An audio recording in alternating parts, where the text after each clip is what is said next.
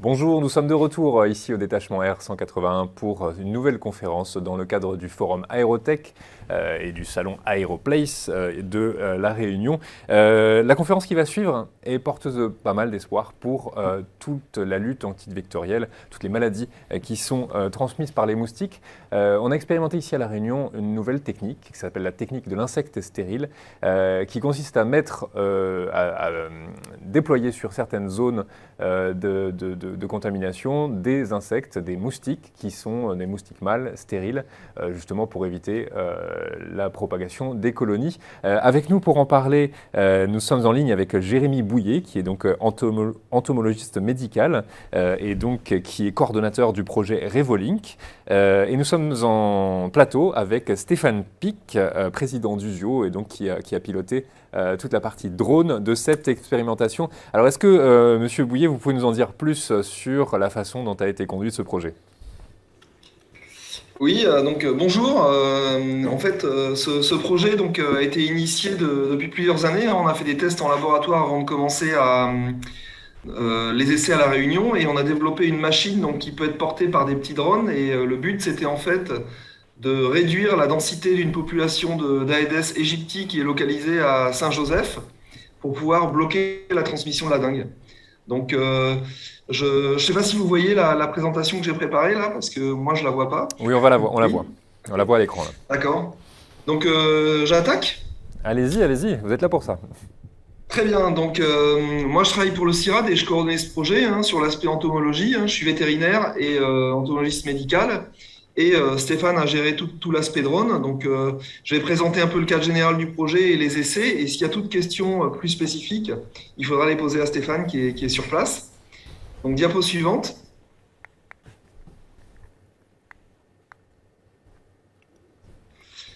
Comme vous le savez, on a des gros problèmes à l'échelle mondiale liés à des virus transmis par les moustiques du genre Aedes, en particulier la dengue, le chikungunya et le virus Zika. La dengue est une maladie qui a une incidence qui est croissante de manière exponentielle, c'est-à-dire que chaque année, il y a de plus en plus de pays qui sont touchés. Mais vous voyez qu'il y a déjà énormément de gens qui sont touchés par ces maladies. Et le gros problème, c'est que les moustiques qui les transmettent, donc les Aedes, ont des microgîtes disséminés, en particulier dans les habitats humains avec les déchets, les bouteilles de Coca-Cola, les pots. Et du coup, ils sont très difficiles à atteindre avec les techniques de lutte habituelles. C'est pour ça que les techniques de lutte génétique se développent contre ces moustiques, et en particulier la technique de l'insecte stérile. Et à La Réunion, vous êtes bien placé pour savoir que la dengue est un problème croissant, puisque il n'y en a jamais eu autant que l'année dernière, avec une proportion de cas graves qui ne fait qu'augmenter. Parce qu'en fait, si les gens sont atteints par des sérotypes différents, c'est là qu'ils peuvent développer des formes graves de la maladie. Diapo suivante. Donc la technique de l'insecte stérile repose sur l'élevage en masse d'un insecte, la sélection des mâles, leur irradiation, et quand on les irradie, on génère plein de mutations aléatoires dans leur sperme.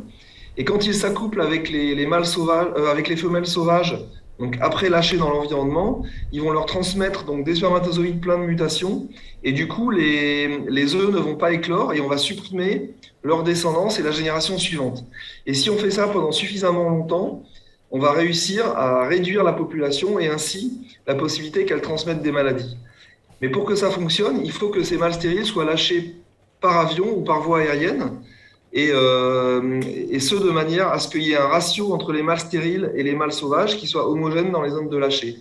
Or, par avion, c'est impossible avec les moustiques parce qu'ils sont très sensibles, et du coup, si on les lâchait à la vitesse de vol même minimale d'un avion, ils auraient un choc aérodynamique trop important, et leur qualité diminuerait.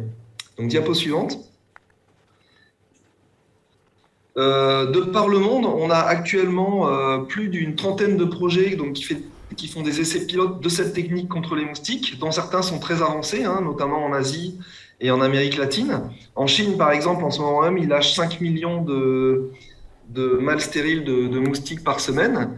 Et du coup, il y a vraiment un gros intérêt au déploiement des drones pour lâcher les moustiques, pour compenser ce problème qu'on a donc avec les avions.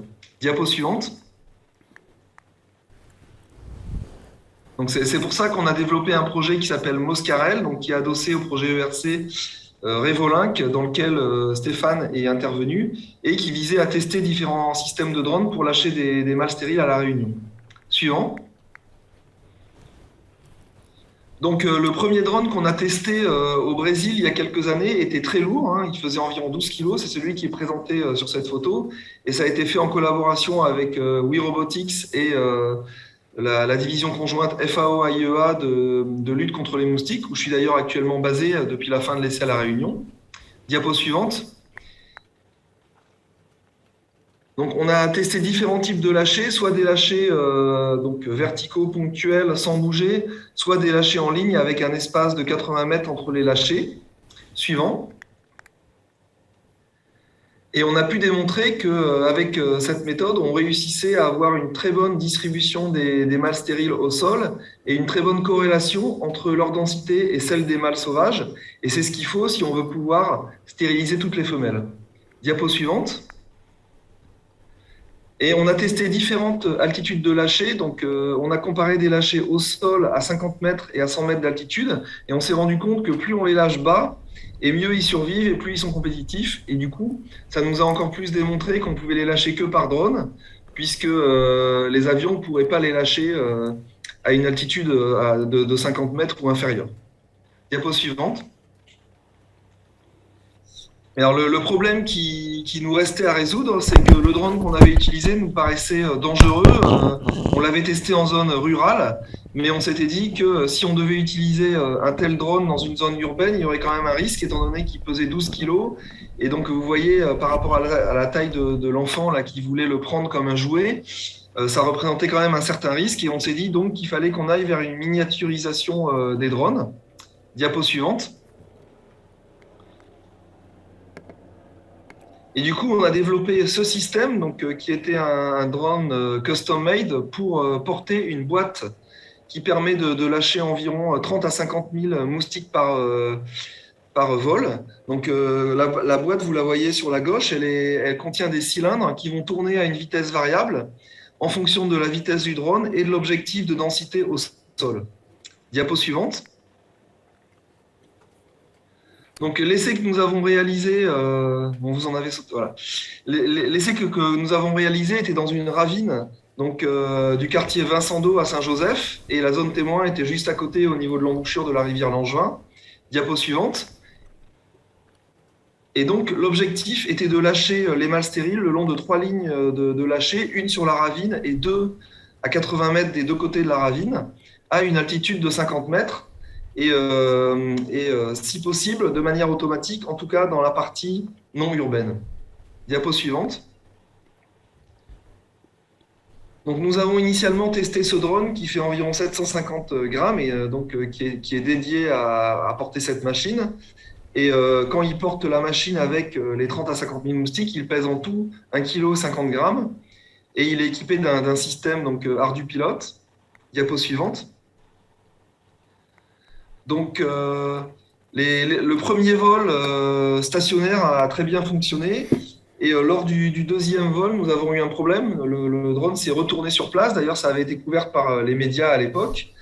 Et c'était parce qu'il y avait un problème de réglage des vitesses des différentes hélices. Et lors des vols suivants, nous avons eu quelques petites pertes temporaires de contrôle du drone avec plein de messages d'erreur. Diapo suivante. Et finalement, lors du dernier vol que nous avons réalisé avec ce drone, il y avait des conditions météo particulièrement difficiles avec des rafales de vent et une pluie légère. Et nous avons quand même décidé de tester le drone dans ces conditions extrêmes. Mais nous avons obtenu plein de messages d'erreur et le drone s'est avéré hors contrôle pendant une grande partie du vol. Suite à quoi nous avons décidé d'arrêter d'utiliser ce drone. Parce qu'en fait, les objectifs principaux, quand ce drone a été construit, c'est qu'il soit léger. Mais on s'est rendu compte que les systèmes de protection étaient insuffisants et que donc il représentait un risque trop important. Diapo suivant. On a donc testé un drone industriel que vous connaissez tous, hein, le Phantom 4 de DJI. Et nous l'avons équipé de manière à ce qu'il puisse porter cette machine automatique de lâcher Et nous avons réussi à faire 2 vols automatiques donc, dans la partie non urbaine où on a lâché 40 000 moustiques à chaque fois. Et ça s'est passé parfaitement. Nous avons couvert toutes les lignes en environ 4 minutes 30 par vol. Diapo suivante. Donc, au niveau des perspectives, on se rend compte que ce drone peut être utilisé à court terme parce qu'il ne coûte pas cher et il est très léger. Et en plus, il y a une grosse expérience donc, de vol pour d'autres applications et donc c'est un système fiable. Mais le problème, c'est qu'avec une aussi grosse prise au vent donc conférée par la machine de lâcher, on se demande quand même quelle est la pertinence de l'utiliser à moyen terme. Diapo suivante. Et donc, on se questionne sur l'utilisation de drones beaucoup plus gros, donc en l'occurrence le Matrice 300 RTK, qui a une grosse expérience d'utilisation pour porter différents types de charges et qui a de nombreux systèmes de sécurité. Il a aussi un système d'évitement automatique des obstacles et une protection contre les perturbations électromagnétiques, résistance à l'humidité et au vent. Et donc, il est homologué en zone S2, S3 et il est garanti pour une force à l'impact de 45 joules, ce qui est bien inférieur à la limite en zone urbaine. L'inconvénient, c'est qu'il est beaucoup plus cher à la fois à l'achat et à opérer. Et donc, on se demande, donc il y a toute une étude économique à réaliser pour voir si ce serait rentable de pouvoir lâcher des mâles stériles avec ce type de drone. Et également, comme il est beaucoup plus gros, il faudrait étudier l'acceptabilité sociale pour les populations urbaines d'utilisation de ce drone pour lâcher les moustiques. Diapo suivante. Et à plus long terme, donc, nous comptons mettre en place des collaborations avec des entreprises pour mettre en place des multicoptères dédiés, plus légers, mais fiables, donc, qui auront un cahier des charges très précis et qui garantiront leur fiabilité. Et contre d'autres insectes contre lesquels la technique de l'insecte stérile est utilisée, notamment les tsetse en Afrique. On pense également à utiliser des drones capables de décoller verticalement, puis de voler, donc grâce à un système d'aile volante, parce qu'ils peuvent parcourir des zones beaucoup plus grandes et voler pendant plus longtemps, et ça permettrait de traiter des zones beaucoup plus grandes. Donc, je vous remercie, je pense que c'était ma dernière diapo. Et Merci. maintenant, on aimerait bien recueillir un peu vos avis par rapport à ces essais et aussi votre point de vue sur les différents systèmes parce que c'est quand même un chantier en cours. On espère que les drones vont réussir à nous régler le problème dans le cadre de la lutte contre les moustiques, mais c'est vraiment un travail collaboratif et on a besoin des inputs des professionnels de l'aéronautique et c'est pour ça qu'on est là aujourd'hui. Merci. Merci Monsieur Bouillet, merci pour cette présentation très limpide. Est-ce que vous pouvez commencer par nous rappeler pourquoi est-ce qu'il faut que ces lâchers soient aériens et pas au sol? Parce qu'il me semble que les premières expérimentations d'insectes stériles, les lâchers se sont faits au sol, du parc notamment. Oui, alors c'est possible de les lâcher au sol dans des petites zones, hein. Si vous traitez une zone de 10 ou 20 hectares, vous pouvez le faire au sol. Mais ça prend plusieurs heures parce qu'il faut lâcher les moustiques tous les 80 mètres. Et donc, premièrement, ça coûte très cher. Et deuxièmement, au sol, c'est presque impossible d'obtenir une distribution homogène des moustiques parce que la distribution tout simplement des voies d'accès n'est pas homogène. Et donc, vous allez laisser des zones où les moustiques ne vont pas pouvoir disperser parce que la dispersion de ces moustiques est très faible. Il faut savoir qu'ils dispersent de moins de 100 mètres pendant toute leur vie. Et du coup, c'est nécessaire de les lâcher de manière homogène. Et les premiers retours d'expérience sur le bilan de l'efficacité, en tout cas, de ces techniques, quels sont-ils? Alors, l'essai à Saint-Joseph a très bien fonctionné, hein. Les résultats sont encore en cours d'analyse et on va publier donc publiquement les résultats en décembre. Mais en gros, on a eu une réduction des densités de moustiques d'environ 90%. Et donc, on est très content des résultats. Et dans d'autres pays, notamment en France, on a aussi fait d'autres essais de lâcher par drone. Et on voit bien que c'est une technologie qui va être la solution et qui va fonctionner. Mais il y a encore de la mise au point nécessaire. D'accord. Et sur du parc, ce résultat, vous l'aviez publié en termes de Alors, sur du parc, l'essai est mené par l'IRD, hein, qui était également partenaire du projet à Saint-Joseph. Mais pour ce genre de questions, il faudrait se retourner vers l'IRD, notamment Clément Goignat. Je sais que les essais ont été commencés en juillet, mais je n'ai pas eu d'informations encore sur les résultats en termes de taux de réduction des moustiques. D'accord. Et donc la technique drone est celle aujourd'hui qui semble la plus prometteuse en termes en termes de consensus scientifique qui est en train de se structurer? Oui, en fait, on est maintenant persuadé qu'on ne pourra pas lâcher les moustiques au sol parce que c'est trop coûteux. Mhm. Et si c'est trop coûteux, ce ne sera pas appliqué. Et comme les résultats préliminaires sont très bons, il y a un consensus sur le fait qu'il n'y a que les drones qui pourront permettre d'appliquer la technique de l'insecte stérile contre les moustiques. Mais par contre, il n'y a pas encore de consensus sur lesquels on doit utiliser, dans quelles conditions, etc. Mhm. Aujourd'hui, cette technique, c'est une technique qui est toujours en cours d'expérimentation ou elle est aussi aujourd'hui stabilisée et capable de monter en puissance? Alors, au niveau de la démonstration de l'effet sur les moustiques, c'est fait, hein. Il y a plusieurs pays qui ont fait des grosses publications démontrant qu'on pouvait réduire les densités de moustiques jusqu'à 100%, notamment la Chine, Singapour, Cuba. Et maintenant, ce qu'on est en train de faire, c'est qu'on est en train de mettre en place des essais épidémiologiques, comme ce qui est fait pour les vaccins, pour démontrer que si on l'applique sur des clusters qui ont été choisis de manière aléatoire, on va réussir à réduire l'incidence de la dengue. Et ça, c'est fait par l'Agence internationale pour l'énergie atomique, là où je suis actuellement basé, en collaboration avec l'OMS. Et il y a de nombreux essais qui sont en train d'être mis en place, notamment à Singapour et à Cuba, mais aussi dans le Pacifique, en Polynésie française, où on va essayer de démontrer qu'on bloque la maladie en réduisant la population de moustiques. Donc c'est l'étape qui reste à faire. Stéphane Pic, vous avez participé à la supervision de la partie drone de cette expérimentation. Quel retour vous pouvez nous en faire aujourd'hui, au-delà des différentes altitudes? Donc quelques difficultés, comme on vous a dit. Donc la nécessité de développer des solutions techniques et économiques pour pouvoir l'appliquer à grande échelle. En fait, l'objectif c'est ça, et faire des opérations de routine en automatique afin de traiter à terme, au niveau industriel ou sur de grandes surfaces, le maximum de terrain. Donc voilà, l'objectif des perspectives, c'est d'arriver à ces applications par drone. Moindre coût et traiter le maximum de surface, avec un haut niveau de sécurité pour les populations en dessous, bien sûr. D'accord. Et donc c'est cette fameuse question à résoudre sur le choix de matériel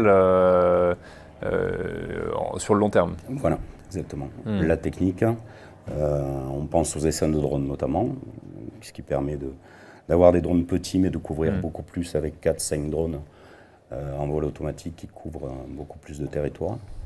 Donc voilà, ça c'est quelque chose qu'on va essayer de développer avec un cahier des charges le plus précis possible et avec des constructeurs reconnus. Vous posiez sur les slides la question de l'acceptabilité sociale de certains types de... Vous avez eu des retours du terrain, des gens qui aujourd'hui se demandent un petit peu ou qui râlent contre ce genre d'expérience? Alors, d'expérience, déjà le survol de zones urbaines en drone, même avec des petits, ça peut causer quelques soucis. Nous, on vole sans caméra, donc on rassure les populations en dessous, on ne filme pas. Ensuite, sur la question du drone un peu lourd, il est conçu pour voler en zone S3 avec des parachutes, donc qui réduit la force à l'impact. Mais un gros drone, est-ce que ça sera suffisant pour rassurer les populations en dessous? Donc ça, c'est une première question en termes d'acceptabilité sociale. Et après, il y a le problème économique parce qu'il est relativement cher. Très bien. Une question de Laetitia Grondin. Réduire la population de moustiques ne risque-t-il pas d'affecter les écosystèmes? Donc sur la question écologique, c'est peut-être une question plus pour M. Bouillet. Oui, alors ce qu'il faut savoir, c'est que les moustiques dont on parle là, c'est des moustiques invasifs. Donc les Aedes, ils ont été importés à La Réunion par l'homme, par le marché notamment de pneus rechappés, parce qu'en fait leurs œufs résistent très bien dans l'environnement et jusqu'à 3 mois. Et donc en transportant des pneus contaminés, on peut importer les populations. Donc en fait l'enlever, ça reviendrait à revenir à une situation d'équilibre. On peut considérer qu'ils sont comme des rats volants, les moustiques du groupe Aedes invasif. C'est-à-dire que c'est l'homme qui les introduit et il déstabilise les écosystèmes. Donc, si on nous posait cette question par rapport à des moustiques endémiques comme les anophèles en Afrique, je serais beaucoup plus hésitant. Mais contre un moustique invasif qui a été introduit par l'homme, il n'y a aucune hésitation. Éliminer les espèces invasives, c'est au contraire restaurer les écosystèmes. Très bien. Mais écoutez, merci. Je vais peut-être, on arrive au bout de cette conférence. Je ne sais pas si quelqu'un dans la salle souhaite réagir à ce qu'on vient d'entendre. Pas forcément de questions qui se manifestent. Je vous remercie tous les deux, Monsieur Bouillet, Monsieur Pic, pour votre intervention très limpide sur ce sujet et bonne continuation dans la poursuite de vos expérimentations. C'est la fin de cette conférence. On va reprendre dans 5 minutes. L'occasion peut-être juste pour moi de vous rappeler que vous avez la possibilité sur la plateforme de visiter les stands virtuels des différents exposants du salon. Donc n'hésitez pas à naviguer sur le site pour pouvoir les retrouver et leur poser toutes vos questions. Merci à vous et à dans quelques minutes pour la conférence suivante. Merci, au revoir. Au revoir.